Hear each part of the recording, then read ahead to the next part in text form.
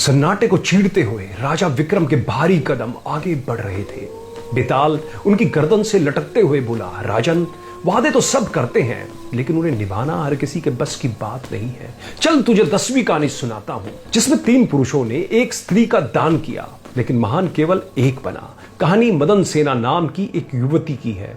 उसकी सगाई तय हो गई थी लेकिन उसने अपने प्रेमी को एक वचन दिया, मेरी शादी चाहे जिससे हो, सुहाग रात पर पति के पास जाने से पहले मैं एक बार तुम्हारे पास आऊंगी। शादी हुई और सुहाग रात की रात मदन सेना ने अपने पति समुद्रदत्त को सच बता दिया। पति सन्न रह गया।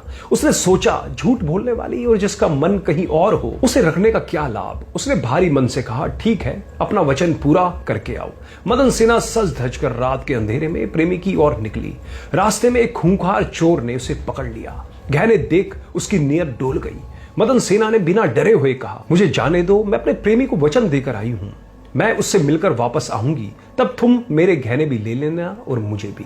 उसकी सच्चाई देख चोर भी हैरान रह गया और बोला, जा, मैं यहीं तेरा इंतजार करूंगा। मदन सेना प्रेमी के पास पहुंची। जब प्रेमी ने सुना कि पति ने खुद अपनी पत्नी को भेजा है तो उसका जमीर जाग गया। उसने मदन सेना को हाथ तक नहीं लगाया और कहा, वापस जाओ, तुम देवी हो। वह लौटी और चोर के पास गई। उसने कहा, लो, मैं आ गई, अब तुम जो चाहो करो। चोर ने सोचा, जब पति ने छोड़ दिया और प्रेमी ने भी छोड़ दिया तो मैं क्यों पाप करूं। उसने मदन सेना को प्रणाम किया और सुरक्षित घर छोड़ आया। कहानी खत्म कर बेताल ने विक्रम का कान मरोड़ते हुए पूछा, राजन, पति, प्रेमी और चोर तीनों ने उसे छोड़ा।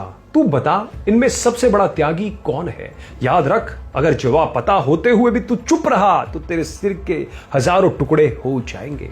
विक्रमादित्य ने तुरंत उत्तर दिया, बेताल, वह चोर ही सबसे बड़ा त्यागी है। क्यों? सुन। पति ने उसे इसलिए जाने दिया क्योंकि उसे लगा कि जिसका मन कहीं और है उसे रखने का क्या फायदा, यानी वहां थोड़ी मजबूरी और स्वाभिमान था। प्रेमी ने उसे इसलिए छोड़ा क्योंकि पति की महानता सुनकर उसकी काम वासना मर गई और उसे डर लगा। लेकिन वह चोर, उसका मदन सेना से कोई रिश्ता नहीं था। उसके सामने रात का अंधेरा था, कीमती गहने थे और एक अकेली औरत थी। उसने ना समाज का डर था ना धर्म का। फिर भी उसने सिर्फ उस स्त्री की सच्चाई देखकर अपने लालच और स्वभाव को छोड़ दिया। बिना किसी शर्त या दबाव के किया गया त्याग ही सबसे बड़ा होता है। इसलिए चोर सर्वश्रेष्ठ है। विक्रम का जवाब सुनते ही बेताल खिलखिलाया, वाह राजन, तूने न्याय तो सही किया, लेकिन फिर तू बोला। इसलिए मैं चला और बेताल हवा में उड़कर वापस उसी पेड़ की डाल पर जा लटका।